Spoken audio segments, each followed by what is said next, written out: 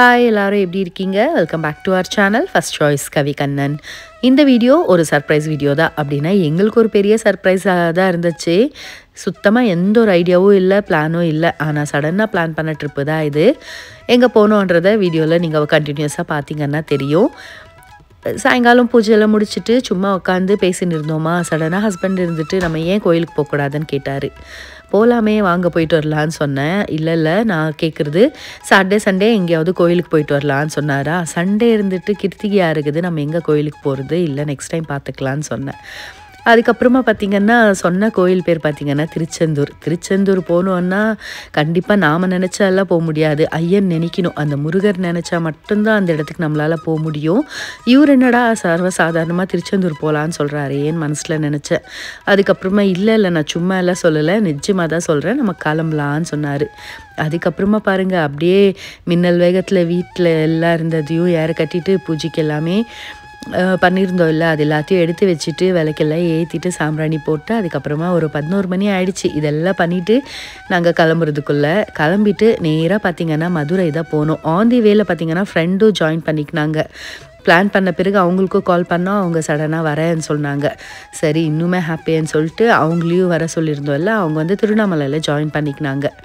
நாங்களும் இங்கேருந்து திருவண்ணாமலை போயிட்டு அங்கேருந்து கோயில் எது போல் ஆன் தி வேலை சும்மா பிக்கப் பண்ணிவிட்டு அங்கேருந்து நேராக மதுரை தான் போனோம். மதுரையில் போய் ரீச் ஆனதுக்கு ஒரு 7 o'clock அப்படி ஆயிடுச்சு. ரெஸ்ட்டெல்லாம் எதுவும் எடுக்கல, சும்மா ஃப்ரெஷ்அப் ஆகிட்டு அதுக்கப்புறமா நேராக மதுரை கோயிலுக்கு தான் வந்தோம். கோபுரம் எல்லாம் வந்து பெயிண்ட் அடிச்சுன்னு இருக்காங்க, அதனால எல்லா கோபுரமுமே இப்படி தான் இருந்தது. நேராக கோயிலுக்கிட்ட போயிட்டு சாமி பார்த்தோம். ரஷ் எல்லாம் ஒன்றும் அந்த அளவுக்கு இல்லை, அதனால நேராக போய் சாமி பார்த்துட்டு அதுக்கப்புறமா அங்கேருந்து கிளம்புனோம். மதுரை என்னாலே அங்கே பார்த்திங்கன்னா 4 நாள் இருந்தாலும் நமக்கு போர் அடிக்காது. அந்த அளவுக்கு ஷாப்பிங் ஆகட்டும், கோயிலுங்களும் சுற்றி நிறைய இருக்குது. ஆனால் நாங்கள் வந்து சடன் பிளானாக தானே பண்ணோம். மதுரையே எங்கள் லிஸ்ட்டில் இல்லை. சரி ஆன் தி வேல போகும்போது நம்ம ஏன் மிஸ் பண்ணணும், மதுரை கோயில் மட்டும் பார்த்துடலாம். ஏன்னா திருச்செந்தூர் ஆடி கிருத்திகான்றதுனால கண்டிப்பாக ரஷ்ஷாக இருக்கும். அதனால நம்ம வேறு எங்கேயும் போக வேணாம், நேராக வந்து நம்ம திருச்செந்தூர் கோயிலுக்கே போயிடலான்னு தான் பிளான் பண்ணோம். ஆனால் அந்த வேளை அட்லீஸ்ட் மதுரை கோயிலுக்காவது போகலான்னு சொல்லிட்டு அங்கே போயிட்டு சாமி தரிசனம் பண்ணோம். ரஷ் அந்த அளவுக்கு இல்லைன்றதுனால ஸ்பெஷல் தரிசனத்துக்கு தான் போயிருந்தோம். கிட்ட கூட்டின்னு போயிட்டு சாமி கிட்ட போய் பூஜை பண்ணின்னு மாலையெல்லாம் போட்டிருந்தாங்க. அதெல்லாம் முடித்த பிறகு கோயிலில் இருந்து கிளம்புனோம். ஆந்தி வேலை ஒரு குட்டி ஷார்ட் பிரேக் எடுத்துக்கணும். அங்கே பார்த்திங்கன்னா இளநீர் எல்லாமே இங்கே வந்து க்ரீன் கலரில் தானே கிடைக்கும், அங்கே வந்து கிடைக்கிற இளநீர் ரொம்ப நல்லா இருந்துச்சு. அதனால ஃபஸ்ட் ஒரு வாட்டி இளநீர் குடித்தோம்.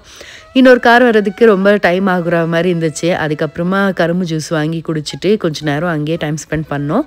அதுக்கப்புறமா தான் கிளம்பிட்டு மறுபடியும் பார்த்திங்கன்னா கிட்ட போகும்போது டைம் பார்த்திங்கன்னா அவ்வளோ சீக்கிரம் 4 மணி ஆகிட்டு இருந்துச்சு. அதுக்கப்புறமா லஞ்சை முடிச்சிடலான்ட்டு இப்போ லஞ்சு தான் சாப்பிட்றோம். நாங்கள் போகிற டைம் ஒரு 2 லஞ்சு தான் இருக்குதுன்னு சொன்னாங்க.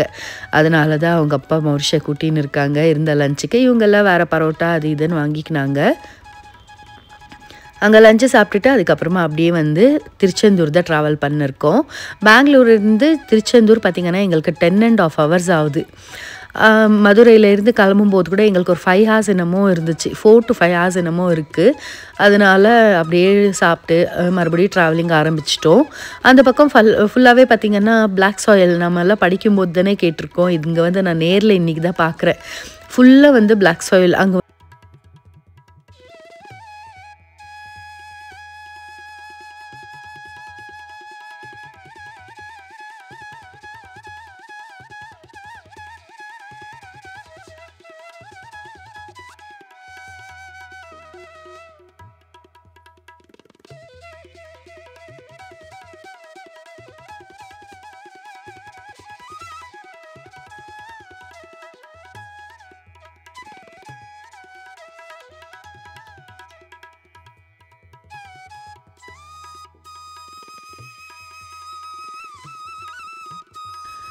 ஆந்தி வேலை பார்த்திங்கன்னா தூத்துக்குடியில் இந்த கடல் தண்ணியில் வந்து உப்பு எடுக்கிறாங்க இல்லையா, அதுதான் வந்து இருந்துச்சு.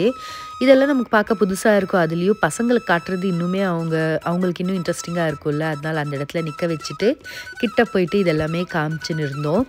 ஃபேக்ட்ரிக்குள்ளே கூட போகலாம், அந்த அளவுக்கு அங்கே ஒன்றும் ஸ்ட்ரிக்டாக இல்லை, போயிருக்கலாம். ஆனால் நாங்கள் தான் சரி டைம் ஆகுதுன்னு சொல்லிட்டு வெளில வரைக்கும் பார்த்து சில பிக்ஸ் எல்லாம் எடுத்துகிட்டு அங்கேருந்து கிளம்புனோம்.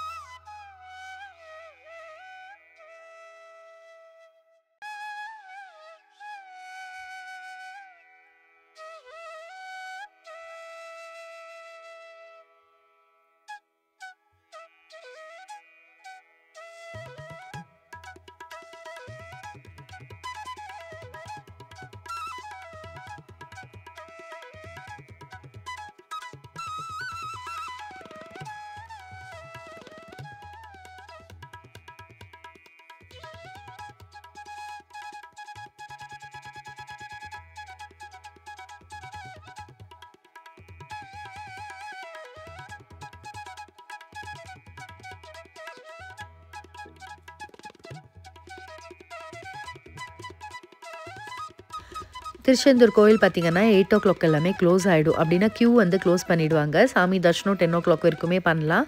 ஆனால் க்யூ வந்து 8 மணிக்கெல்லாம் க்ளோஸ் ஆகிடும். டைம் பார்த்திங்கன்னா இப்போ 4 மணி ஆகிட்டு இருந்துச்சு. சரி இன்னுமே ½ அன் ஹவர் ஜர்னி இருந்தது. இங்கேருந்து இன்னும் ½ அன் ஹவர் ஸ்பெண்ட் பண்ணி போயிட்டு அதுக்கப்புறமா நம்ம ரூமுக்கு போயிட்டு ஃப்ரெஷ்அப் ஆகிட்டு வரதுக்கு இன்னுமே லேட் ஆகிடும்ன்றதுக்காக ஆன் தி வேலியே அந்த ரெஸ்டாரண்ட் போயிட்டு ஃப்ரெஷ்அப் ஆகிட்டு டீ குடிச்சிட்டு நேராக வந்து கோயிலுக்கு தான் போனோம். மறுநாள் வந்து ஆடி கிருத்திகைன்றதுனால ஓரளவுக்கு தான் கூட்டம் இருந்தது, அந்த அளவுக்கு இல்லை. ஆனால் ஞாயிற்றுக்கிழமை பார்த்திங்கன்னா செம கூட்டம். சனிக்கிழமை அந்த அளவுக்கு இல்லை, ஜனங்க வந்துனே தான் இருந்தாங்க. நேராக வந்த டைம் பார்த்திங்கன்னா போய் க்யூவில் நின்றுட்டோம். இன்னொன்று ஸ்பெஷல் தரிசனத்துக்கு தான் போயிருந்தோம். அதனால் கொஞ்சம் சீக்கிரமாக சாமி பார்த்துட்டு வெளில வர மாதிரி இருந்தது. இன்னொன்று சாமியை வந்து கிட்ட போய் பார்த்தோம், ஸ்பெஷல் தரிசனன்றதுனால ரொம்பவே சந்தோஷமாக இருந்தது. திருச்செந்தூர் நிஜமாக அங்கே போன பிறகு கூட ஏதோ கனவுல இருக்கிற மாதிரியே தான் இருக்குது. நிஜமாக நம்ம திருச்செந்தூர் வந்திருக்கிறோமான்ற மாதிரி தான் ஒரு ஃபீல் இருந்துச்சு. ஏன்னா நான் நிறைய வாட்டி நினைப்பேன் திருச்செந்தூர் போகணுன்னு சொல்லிட்டு, ஆனால் கரெக்டாக அமையாது. ஹஸ்பண்டும் இருந்துட்டு நெக்ஸ்ட் வீக் நான் கண்டிப்பாக கூட்டின்னு போகிறேன்னு சொல்லுவாரா.